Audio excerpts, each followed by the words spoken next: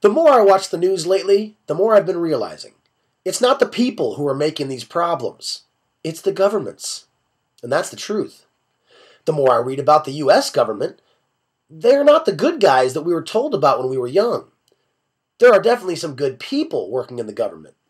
But right now, there is a poisoning going on that has systematically incorporated them all in an accomplice before the act scenario. Meaning, when lawmakers sign something into law nowadays, they don't even know what they're signing. They're signing it because they were told to do so. I also used to think when we conquered our enemies, it was because we were in the right and we would never use those kinds of techniques that our enemies used.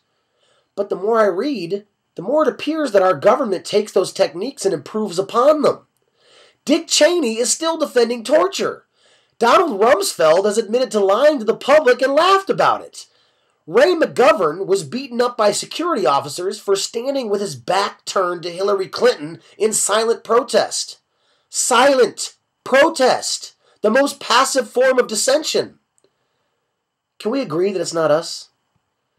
We don't solicit backroom clandestine deals with other superpowers and then tell the public a different story. The government does. We don't initiate false flag operations to instigate wars. The government does. We don't create depression or inflation. The government does. We don't limit our speech and networking.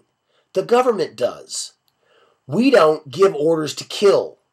The government does. It's time for a change. The governments of this world are proving they can't handle power. It's too tempting to take advantage of it.